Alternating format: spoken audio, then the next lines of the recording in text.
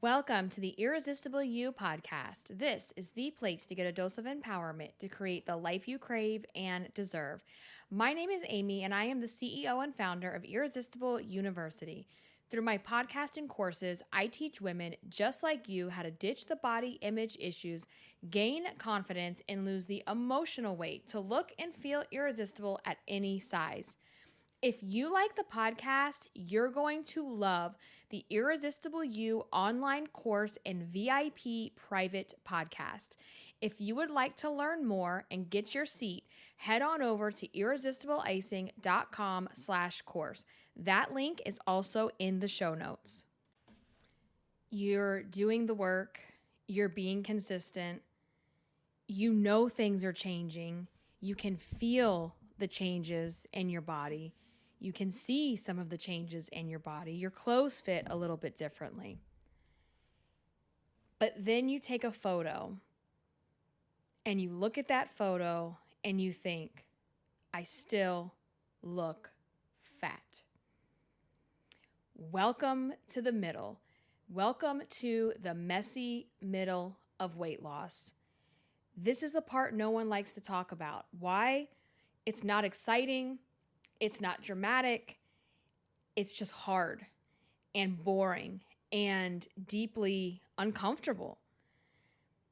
The messy middle is exactly what it sounds like. It's the messy middle part of your weight loss journey where you're just chugging along and you're making the hard decisions and you're creating you're making the choices and you're creating new things for yourself. And things are changing, but they haven't changed all the way. And let's talk about what it looks like. So in the messy middle, clothes fit differently. They feel looser. If you're seeing me on YouTube right now, the shirt that I'm wearing, it used to not be so, it is like literally, if I were to stand up, it is hanging off of me at this point. But I'm not buying tons of new clothes yet. So in the messy middle, your clothes fit differently, but you're not buying new clothes yet. Maybe you've got a piece here and there, right? But you're not like going out and buying tons and tons of clothes yet because you're not right where you want to be. And you know that you are still, actively losing. People say to you, oh, you look good. You look great. Are you losing weight? What are you doing? And when they say this to you, you don't believe them because you don't fully see it yet, and you do the thanks but. You're aware of your habits. You know that you've changed some habits, but you're still having moments where, in your words, you're messing up or you're starting over or you keep ruining the days, right? And you have to get to a point where you just see that as a continuation. You're not starting your journey over. You're just in the middle. In the messy middle, the reason you keep starting over is because you keep starting over. No one's telling you to start over. The messy middle is you fucking up. It is you overeating. It's going to happen, right? And so I think when we start out on a weight loss journey, especially when we enter it from the yo-yo diet, toxic diet culture standpoint, we enter it as these perfect little dieters who can't make mistakes. We have to follow our plan, do everything perfectly. And when we don't do it perfectly, we have all or nothing thinking. And we tell ourselves, well, I messed today up, so I better start over on Monday, or I better start over next month. If you could just embrace that fucking up and fucking up all the way down the scale is just the messy middle. It is what it is.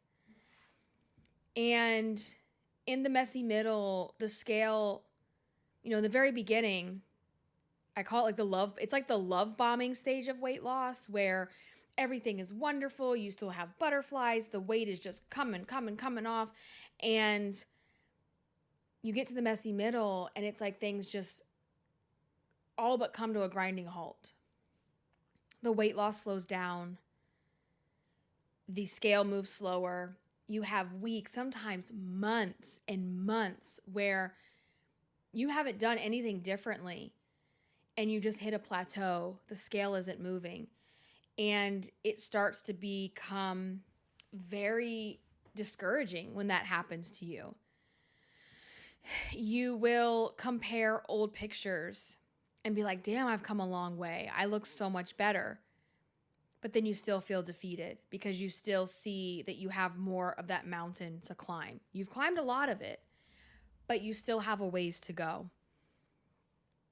I think in the messy middle, there is this emotional whiplash that happens where it's like this insane roller coaster, right? Where one day you're feeling confident, you feel good, you feel like you're really making headway, like you look different, you feel different. And the next day, you hate everything again.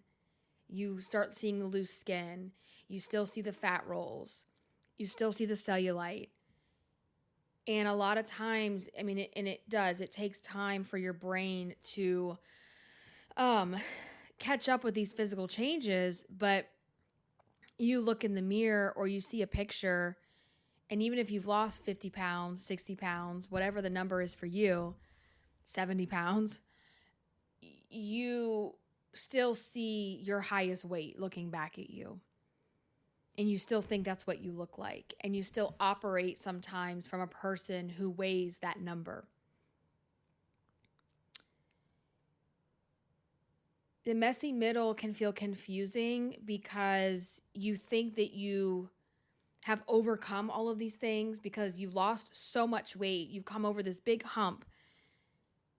So you think, clearly I've changed. There's no way I could go backwards. But in the messy middle, you see yourself in a bad angle or a bad photo, or you try something on that you were a size 12 at one store and you go to another store and you wear a size 12 and it doesn't fit. And it feels defeating. It feels dehumanizing even at times. It feels like this is never going to work for me. I am never going to get to the finish line. And then you beat yourself up because you think to yourself, I thought I was over all this. I thought I was past the body shame. I thought I was past, the inner fat bitch talk and all of these things. But you're not, because this is an ongoing journey. And in this part of the journey, you're just in the middle. And the middle is just what it is. It's not exciting. It's not fun. It's just more chugging along and keeping things going, maintaining almost. And you just keep wondering, why does this take so long? And part of this is rewiring the toxic thought patterns that have been fed to you by diet culture, because we have been fed for years, literally years. We have been fed this fantasy before and after story where before I was miserable and fat and overweight and I hated myself, and one day it just clicked for me and I lost all the weight and now I'm running down the beach in slow motion. And that might be true in those infomercials because it's put on. It's put on for TV. It's put on for entertainment. It's put on to make sales. It is put on to make you feel like shit about yourself. So you whip out your credit card and buy the diet. And the truth of it is we don't cross some invisible finish line in the beginning, in the middle, or even at the end where everything we ever know or everything we ever knew about ourselves and what we thought about ourselves is completely gone. It's an ongoing practice. Now, can you get to a point in your journey where you think about food less? Yes. Can you get to a place in your journey where you're not emotionally eating every single day, every single event, every single circumstance? Yes. Can you get to a place where you don't hate yourself and you don't pick yourself apart? Yes. But where you've got it twisted and where that resistance comes from and that anxiety is that you think it's going to completely go away because that's what you've been sold. No one's going to sell you a diet that tells you how hard it's going to be. No one's going to sell you weight loss and tell you you might still hate yourself at the end if you don't do the real work.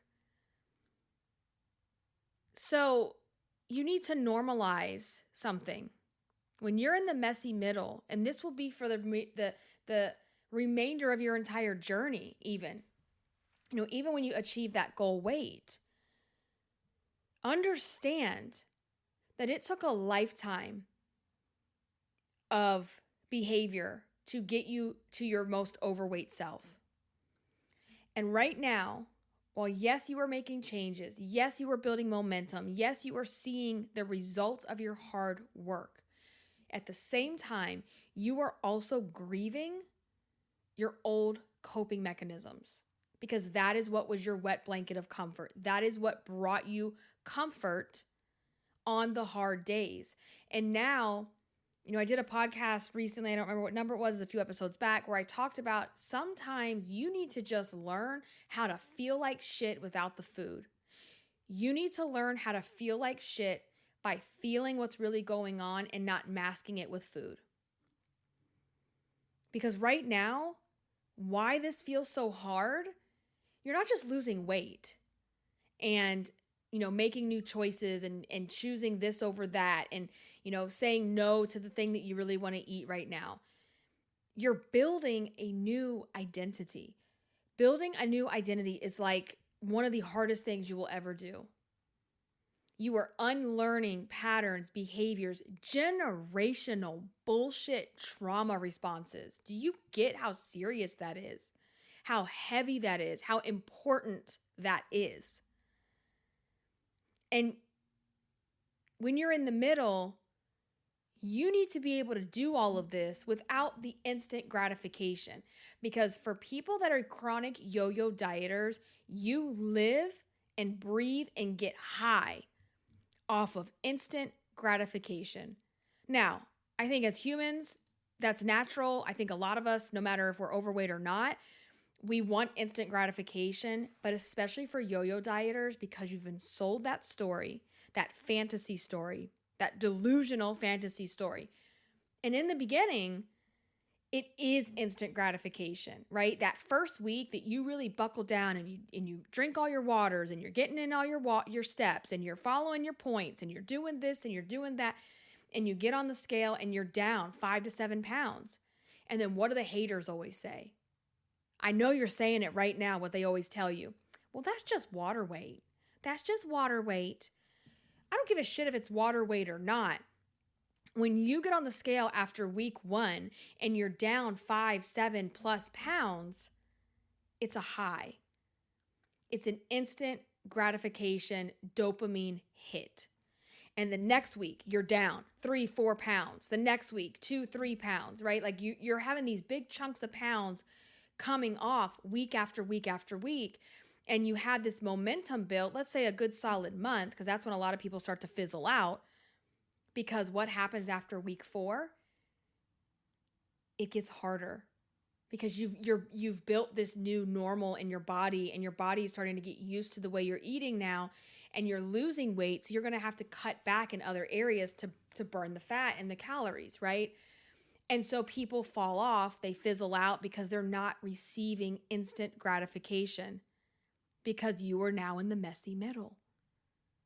And maybe your messy middle came 2 months into your journey, 6 months into your journey. It's going to be different for everybody based on where you are in your weight loss journey. But you are grieving your old self. You are grieving your old coping mechanisms. And just because you're grieving something doesn't mean that you are grieving it because you want it back. People are in toxic relationships for years. And when they break up, when they know they made that choice, they decided to do it, they are happier for it, there's also grief that comes with that. And it's the grief of, this is how my life was. I've made all these changes and now my life looks differently, and I've got to learn how to navigate in the new normal. That's what you have to do. You have to learn how to swim in the messy middle without fucking up and giving it all up and starting over again. If you can swim in the messy middle, you will make it to the finish line. And we use finish line in quotes because we know there's no true absolute finish line. This is a constant work in progress. And that's why this is dangerous. The messy middle is literally the most dangerous, high stakes part of your journey, because this is where people give up. They give up because it's boring, because it's hard, because you're working, and you're not getting the instant gratification of those quick wins, that low-hanging fruit result.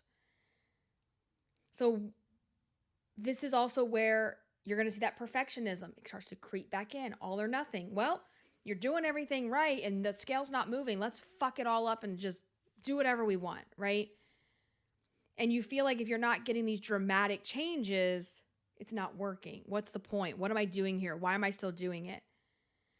And you lose sight of the fact that this is not just about getting the fat off your body. It's about losing the emotional weight that has been holding you back for years. You lose sight of that. So when you're in the messy middle and you're swimming and you're drowning right now in the messy middle of weight loss, what do? First and foremost, quitting on yourself. Quit quitting on yourself. Keep showing up. Meet yourself where you are. And again, when we say meet yourself where you are, what that means is admitting to yourself and talking to yourself and saying, listen, I'm in the middle right now. It's going to be hard. There are times I am going to want to quit and give up and throw in the towel, but I am committed and I'm going to stay here and I'm going to feel like shit and get through it. Consistency will always win over motivation. Motivation is not going to sustain you. Motivation is not intended to be around all the time. If you sit around and wait for motivation, you will sit around and fail, because motivation ebbs and flows. Consistency is what you have to have, because consistency will carry you through the highs and through the lows.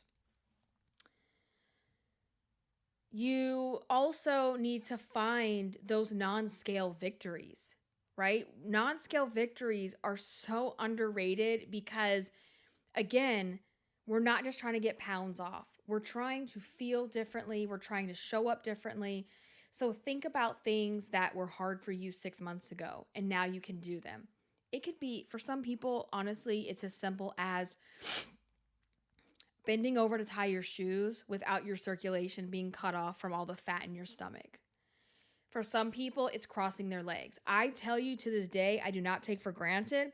Girl, when I get on that airplane and I can sit in my little, and those seats are tight. We all know those seats are tight. When I can sit in my seat and cross my legs, life is good. That's a non-scale victory. What does that look like for you? The other day, I was trying to find another pair of shorts because I really need to updo. I need a whole wardrobe, makeover, seriously. And I threw on these pair of shorts, and I'm like, I don't think I've ever worn these before. And then it dawned on me that I had bought those shorts years ago thinking they were going to fit, and they never did. And I just put them on like it was nothing. Non-scale victory. A non-scale victory is choosing to go to sleep at 10 p.m. instead of staying up and binging and watching Netflix all night. Girl, stop watching Squid Games. I might be talking to myself about that one. So in the middle, you have to stop waiting to feel like this is working. You got to have a little bit of faith. You got to have a little bit of belief in yourself, and you got to have consistency. And if you have those things, the momentum will keep, it's like a snowball. It will keep building and building and building and building. If you quit, you quit. You don't have the chance to make momentum, right? And the reason I think a lot of you quit in the middle because it's slow, it's boring, you don't see the results as fast, and you want to go back to that think about the addiction of starting over. Sorry, I have so much indigestion. Think about the addiction of starting over on your weight loss journey. The high that you get of cleaning out the cupboards, cleaning out the pantry, cleaning out the DoorDash orders, eating everything in sight because you telling yourself, I'm never going to have this again.